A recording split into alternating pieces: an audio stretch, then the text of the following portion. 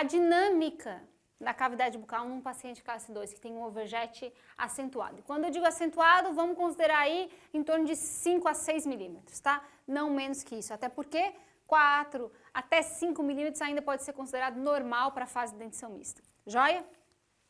Então vamos lá.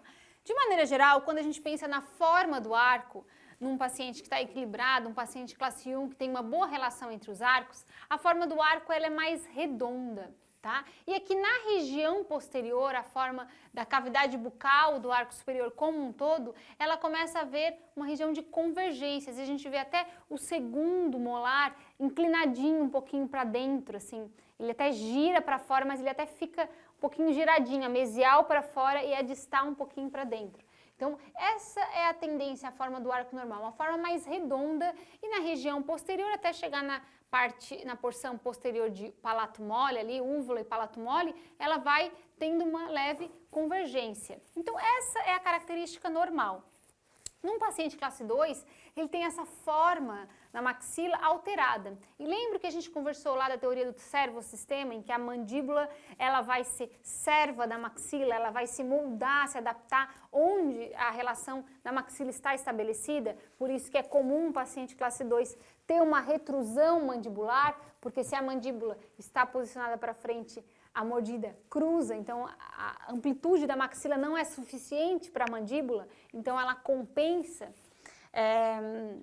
Não se sabe exatamente, né, o que veio antes, o que veio depois, se é a mandíbula que estava mais mal posicionada ou a maxila, mas partindo do princípio da teoria de Petrovic, a gente entende que a maxila está estreita e que a mandíbula fica retroposicionada.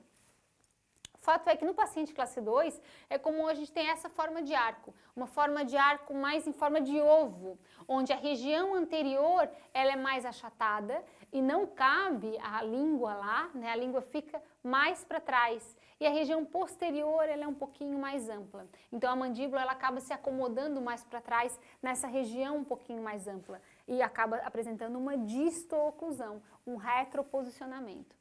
É isso que a gente tem no paciente classe 2, então com overjet acentuado, às vezes uma interposição labial importante, contribuindo ainda para piorar o overjet, projeção do superior, retroinclinação do inferior, também comum, sobremordida exagerada. Então um paciente com um padrãozinho classe 2 bem comum. Tá? Nessa situação, o que a gente tem? A língua, ela fica, em vez de ela ocupar a cavidade bucal como ela deveria, em sua total amplitude, normalmente a função da língua ela vai contribuindo para o crescimento do palato no sentido transversal.